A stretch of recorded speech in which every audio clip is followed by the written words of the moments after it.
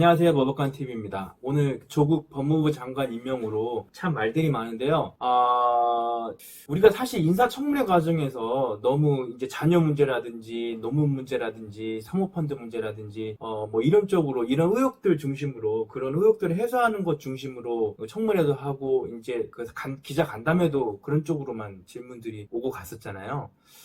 저는 이 부분이 좀 문제가 있었다라고 봐요. 저는 사실 그런 보수도 아니고 진보도 아니고 중도예요. 제가 보는 핵심은 그거예요. 과연 이 사람이 법무부 장관이 될 자격이 있는가? 과연 검찰 개혁을 할 만한 적임자인가 여부예요. 솔직히 인성적인 부분? 그동안 타 후보자들에게서 나왔던 자녀 관련 문제, 뭐 부동산 투기 관련 문제, 이거는 솔직히 그 정도 법무부 장관 후보자의 오를 클래스 정도면은 전부 다 특권 계층이에요. 다 있어요. 그런 문제들은. 근데 오직 문제가 어떻게 보면 이 낙마를 시키기 위해서 의혹들을 해소하기 위한 그 중심으로다가 이제 기자간담회라든지 인사청문회가 다 그런 식으로 이루어지고, 정말 이 사람이 검찰개혁을 이룰 만한 적임자인가에 대한 질문들은 별로 없었어요. 이 사람이 정말 예전부터 사회주의 노선을 타고 있었던 걸로 알고 있는데, 과연 이 사람이 정말 이 조국 후보자가 과연 진정성 있게 신빙성 있게 어떤 전문가적인 자질을 가지고 이 검찰개혁을 이끌어갈 만한 적임자인가에 대한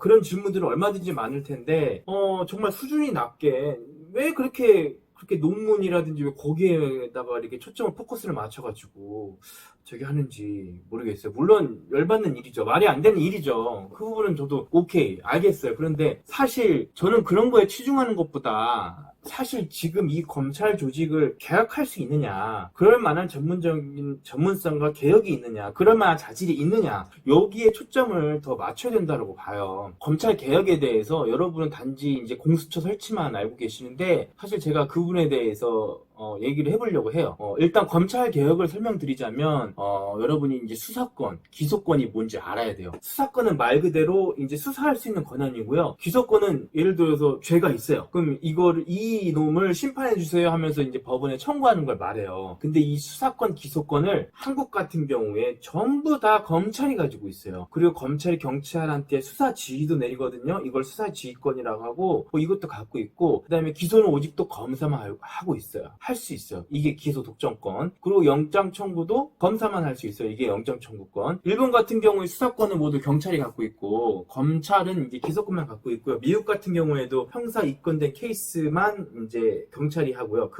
형사 입건된 케이스 기소는 경찰이 하고, 이렇게 분리가 돼 있어요. 그 권력이. 또 독일 같은 경우에는 수사를 한 다음에 어떤 혐의가 확인이 되면 검사는 무조건 기소해야 되거든요. 근데 한국은 검사가 딱 봐서 기소를 할 수도 있고 안 할 수도 있어요. 이거를 이제 기소 재량권이라고 하는데, 이것도 갖고 있어요. 즉 수사권, 수사 지휘권, 기소 재량권, 기소 독점권, 영장 청구권, 형사 절차상 모든 권한을 다 검찰이 갖고 있어요. 전 세계에 이런 나라는 우리 한국밖에 없어요. 이게 말이 됩니까? 이렇게 막강한 권력을 갖고 있기 때문에, 그래서 돈 많은 재벌들이 검사한테 로비도 하고, 스폰서도 쓰고 그러는 거예요. 유전무죄, 무전유죄 라는 말 들어보셨죠? 그래서 나오는 거라고요. 근데 이 검찰 인사권은 법무부 장관이 갖고 있거든요. 바로 여기에서 정치권 세력하고 검찰하고 유착이라고 해서 깊은 관계를 맺는 거예요. 보통 한 정당에서 대통령 후보를 선출해도 대통령의 뜻이 아닌 결국 그 정당의 이익을 대변해줄 인사가 뽑히는 거니까.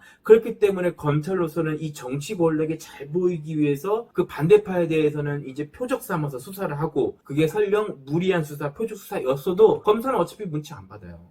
오히려 잘했다 칭찬받고 검찰 인사로 보상받으니까, 이게 검찰 조직이라는 게 이런 거예요. 바로 이렇게 어떤 살아있는 이 정치 권력에 대해서 눈치 보면서 제대로 단속하지도 않고, 비리 수사하지도 않고, 고소가 됐어도 이거를 기소하지도 않고, 바로 이렇기 때문에 권력 유착형 비리가 끊임없이 계속 나오는 거고, 무슨 스폰서 검사, 이런 검사들이 계속 나오는 거예요. 바로 이런 걸 없애보겠다. 검찰 조직의 이 막강 가까운 파워를 조금 분산시키겠다, 없애겠다.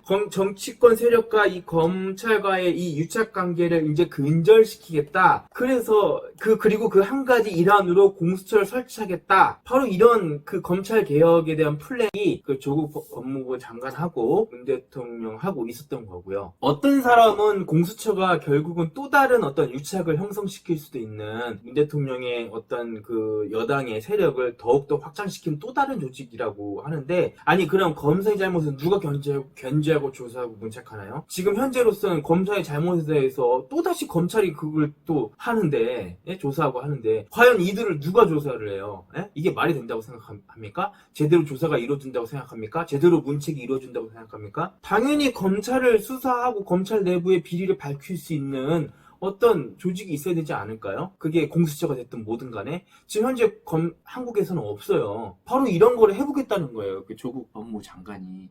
저는 이번에 그 조국 기자 간담회와 그다음에 인사청문회 과정을 지켜보면서 이렇게 수많은 의혹들과 관련 뉴스 기사가 나왔던 후보자가 과연 있었는가? 역대 정권 후보자에 이제 비교해서요. 저는 없었다고 보거든요.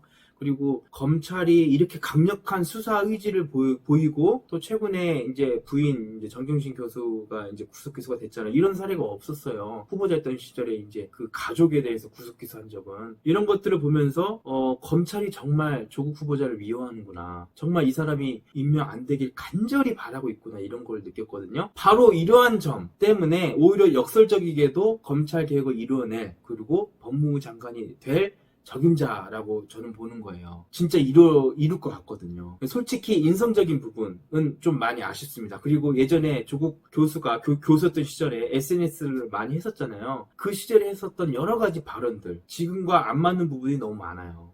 말이 앞뒤가 안 맞는 부분도 많고 그런 부분이 있지만 저는 이 검찰 개혁을 꼭 이루어내야 된다고 생각하고 있고, 이 부분은 조국 법무부 장관을 통해서 좀 우리가 조국 법무부 장관을 이용을 해야 된다고 봐야 되나요? 좀 표현이 맞는 표현인지는 모르겠지만 저는 그렇게 생각을 했으면 좋겠어요. 물론 저의 이런 정치적인 어떤 발언들이 되게 조심스러워요.